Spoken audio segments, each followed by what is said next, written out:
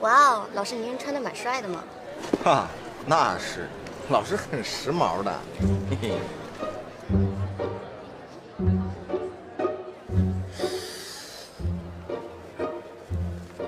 这个慕容冰雨的歌，为什么我一首都没听过？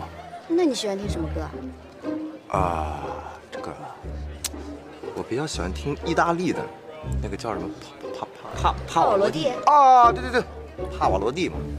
没想到老师你还挺有品位的嘛。啊，那是。哎，老师啊，慕容冰雨的歌你都没有听过吗？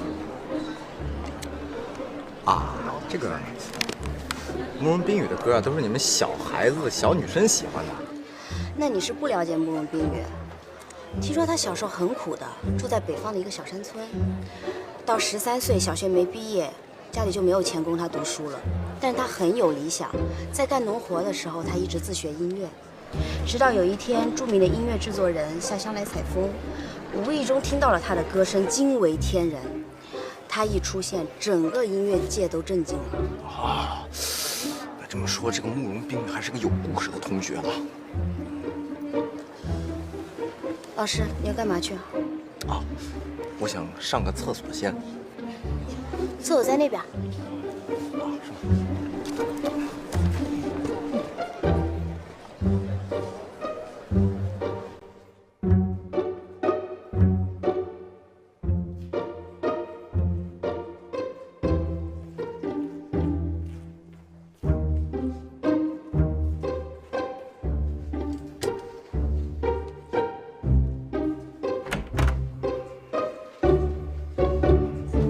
我都说了多少次了，演出前不要来烦我。哦，对不起啊。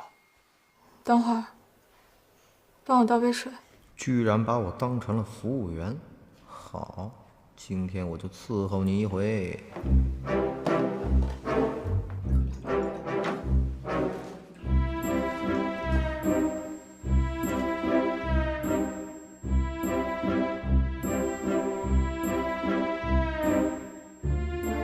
喂，你们挡着我的车了！怎么是你啊？是我，怎么了？你想干嘛？不想干嘛？我想进来撒泡尿。这儿是后台休息室，你怎么混进来的？什么混进来？我是有贵宾票的，好吧？你有 VIP 票。小雨，还有10分钟就开始了，你准备好了吗？难道说这个人就是传说中的慕容冰雨吗？你是慕容冰雨啊？各位请跟我来，咱们一起到化妆间，对慕容冰雨小姐进行演唱会之前的最后一次采访。不过这次大家可要抓紧时间，因为再过10分钟，演唱会就正式开始了。好吧，咱们这边请。你怎么回事啊？搬完东西还不赶紧走？哦，对不起啊！哎，现在就走，让，不要拍照，不要拍照。你们有什么问题都可以问我了。